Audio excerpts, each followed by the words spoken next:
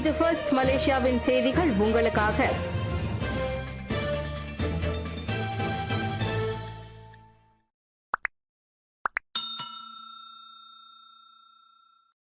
யார் வென்றாலும் நாங்கள் வளர்ச்சியை விரும்புகிறோம் என்று கிராம தலைவர் கூறுகிறார். 70 வயதான பின்சன் வின்சென்ட்டை பொறுத்தவரை கியூலு தொகுதியை எந்த கட்சி வென்றது என்பது முக்கியமல்ல. அது வாரிசான் பிளஸ் கபுங்கான் ராக்கியாத் சபா அல்லது போட்டியிடும் சுயாதீன வேட்பாளர்களில் ஒருவராக இருந்தாலும் சரி.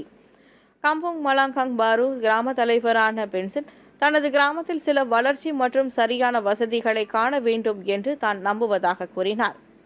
வென்ற எவருக்கும் நாங்கள் அதை எதிர்பார்க்கிறோம். கிராமத்திற்குள் மேலும் சிலருக்கு மின்சாரம் கூட இல்லை.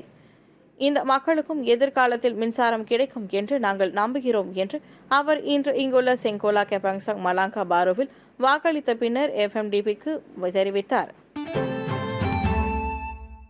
வரி மீட்பு பொருளாதார மீட்சிக்கு பலதரப்பு ஒத்துழைப்பு திறவுகோல் என்கிறார் அபெக்.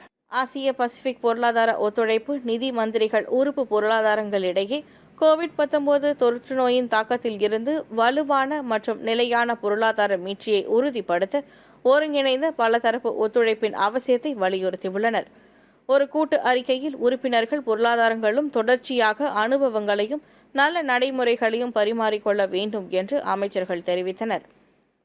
கடுமையான பிராந்திய பொருளாதார வீழ்ச்சி மற்றும் கோவிட்-19 நிதி நிலைத்தன்மைக்கு முன்வைக்கும் சவாலின் வெளிச்சத்தில் வரி உறுதிப்பாட்டை ஊக்குவிப்பதற்கும் அபெக் பிராந்தியத்தில் வரி தவிர்ப்பு மற்றும் ஏய்ப்புகளை கையாள்வதற்கும் எங்கள் உறுதிப்பாட்டில் நாங்கள் உறுதியாக இருக்கிறோம் என்று அபெக் மெய்நிகர் மந்திரி அறிக்கை தெரிவித்துள்ளார். நிதி அமைச்சர் தெங்கு ரஃபுல் அப்துல் அசீஸ் தலைமையிலான அபெக் மெய்நிகர் நிதி அமைச்சர்கள் கூட்டத்தில் கடந்த கலந்துரையாடலை தொடர்ந்து இந்த அறிக்கை வெளியிடப்பட்டுள்ளது. வாக்குப்பதிவு நாளில் சட்டவிரோதமாக சபாவுக்குள் நுழைய முயன்ற 100க்கும் மேற்பட்டவர்களை போலீசார் திருப்பிவிட்டனர். இன்று மாநில தேர்தலில் வாக்களிக்க சபாவுக்கு வந்து கொண்டிருந்த அண்டை நாட்டை சேர்ந்த இரட்டை குடியுரிமை பெற்றவர்கள் என சந்தேகிக்கப்படும் 100 பேரை காவல்துறையினர் திருப்பிவிட்டனர். சபா police commissioner Datuk Seri Hasani Ghazali இந்த மக்கள் நேற்று சட்டவிரோதமாக சபாவுக்குள் நுழைய முயன்ற போது மலேசிய கடலில் தடுத்து நிறுத்தப்பட்டதாக தெரிவித்தார்.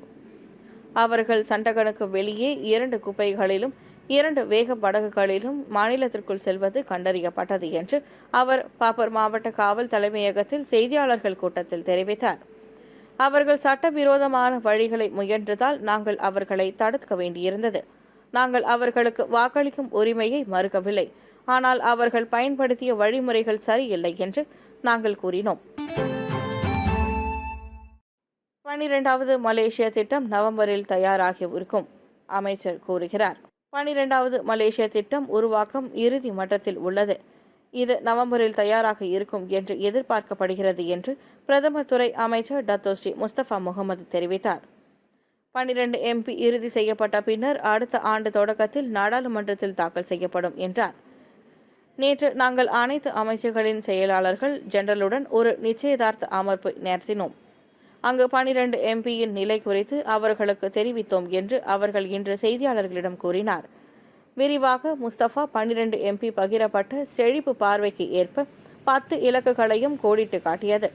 ஆனால் கோவிட்-19 தொற்று நோயை தொடர்ந்து அமைச்சகம் அதில் சிலவற்றை திருத்தும் என்று அவர் கூறினார். செப்டம்பர் 28ஆம் தேதி முதல் பொது சேவை துறையில் பதிவு செய்ய புதிய முறை. செப்டம்பர் 28ஆம் தேதி முதல் பொது சேவை துறைக்கான வேலைப்பதிவு ஃபாரம் SPA 8I பதிலாக பொது சேவை துறை ஆணைய வேலைப்பதிவு முறையான SPA 9 பயன்படுத்தப்படவிருக்கிறது. எனினும் SPA 8 கீழ் பதிவு செய்திருக்கும் விண்ணப்பதாரர்கள் தங்களின் பதிவு இன்னும் காலாவதி ஆகாவிட்டால் SPA 9 மீண்டும் பதிவு செய்ய வேண்டியதில்லை என்று பொது சேவைத்துறை ஆணையம் SPA இன்று வெள்ளிக்கிழமை வெளியிட்டுள்ள ஓர் அறிக்கையில் குறிப்பிட்டிருக்கிறது. மாறாக தங்களின் விண்ணப்பத்தை சரிபார்க்கவோ புதிய பதவிக்கு விண்ணப்பிக்கவோ விரும்புபவர்கள் SPA 9 கீழ் பதிவு செய்ய வேண்டும். SPA 9 கீழ் பதிவு செய்வதற்கான வழிகாட்டி SPA அகப்பக்கத்தில் பதிவேற்றம் செய்யப்பட்டிருக்கிறது. சிலாங்கூரில் உள்ள நீர் மாசுபடுத்திகள் ரிங்கிட் மலேசியா 2 லட்சத்திலிருந்து ரிங்கிட் மலேசியா 1 மில்லியன் அபராதத்தை எதிர்கொள்ள வேண்டும் என்று MB கூறுகிறது. சிலாங்கூரில் நதி மாசுபாட்டை ஏற்படுத்துபவர்களுக்கு குறைந்தபட்சம் ரிங்கிட் மலேசியா 2 லட்சம் அபராதம் அல்லது ரிங்கிட் மலேசியா 1 லட்சம் மில்லியனுக்கும் அதிகமாக இருக்காது. மற்றும் சிலாங்கூரில் நீர் மேலாண்மை ஆணையம் சட்டம் 1999 திருத்தம் மூலம் 3 ஆண்டுகள் வரை சிறை தண்டனை விதிக்கப்படும். லுவா சட்டத்தின் தற்போதைய பிரிவு 70 கீழ் தண்ணீரை மாசுபடுத்தும் எவருக்கும் ரிங்கிட் மலேசியா 1 லட்சத்தை தாண்டாத அபராதம் அல்லது 3 வருடங்களுக்கு மிகாமல் சிறை தண்டனை அல்லது 2ற்கும் பொறுப்பாகும். மேலும் ஒவ்வொரு நாளும் ரிங்கிட் மலேசியா 5000 அபராதம் விதிக்கப்படுகிறது. இணக்கம் தேவைப்படும் லுவாஸின் அறிவிப்பு வழங்கப்பட்ட பின்னர் தொடர்ந்தது. திங்கட்கிழமை இங்குள்ள சுங்கை பெசி நெடுஞ்சாலையில் ஆரம் 3 மில்லியனுக்கும் அதிகமான மதிப்புள்ள நகைகள் மற்றும் தங்க நகைகள் கொள்ளையடிக்கப்பட்ட நபர்களின் தொடர்பு இல்லை என்று போலீசார் உறுதிப்படுத்தியுள்ளனர்.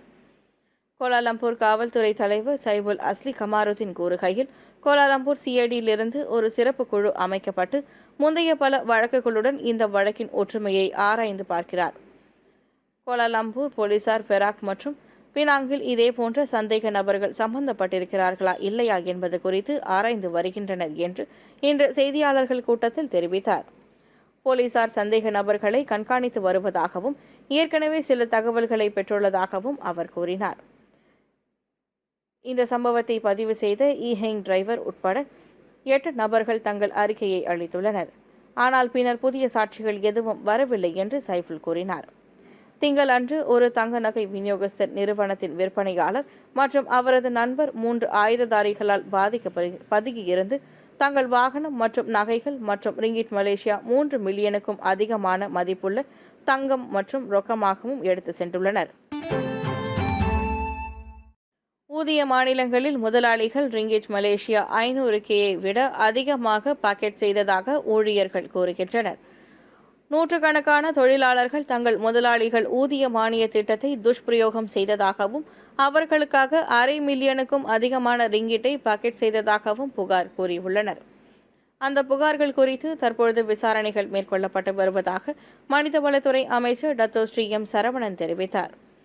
கோவிட்-19 தொற்று நோயால் பொருளாதார ரீதியாக பாதிக்கப்பட்டுள்ள முதலாளிகளுக்கு உதவுவதற்கும் வேலைகளை தக்க வைத்துக் கொள்ளும்படி அவர்கள் தொடர்ந்து செயல்பட முடியும் என்பதை உறுதி செய்வதற்கும் ஊதிய மானிய திட்டம் அறிமுகப்படுத்தப்பட்டது. இன்று வரை ஊதிய மானிய திட்டத்தை துஷ்பிரயோகம் செய்த 89 முதலாளிகள் மீது எங்களுக்கு புகார் வந்துள்ளன. புகார்களில் 846 தொழிலாளர்கள் மற்றும் ரிங்கிட் மலேசியா 6,70,000 தொகை மானியங்கள் அடங்கும் என்று அவர் நேற்று இங்கு மாநில அளவிலான மனிதவள மேம்பாட்டு நிதி பெஞ்சனா முன்முயற்சி திட்டத்தில் கலந்து கொண்டார். நாங்கள் அவர்களுக்கு எதிராக கடுமையான நடவடிக்கை எடுப்போம், அவர்களை திட்டத்தில் இருந்து தட்டுப்படியில் சேர்ப்பது மற்றும் அவர்களுக்கு எதிராக சட்ட நடவடிக்கை கொள்வது என்று அவர் கூறினார்.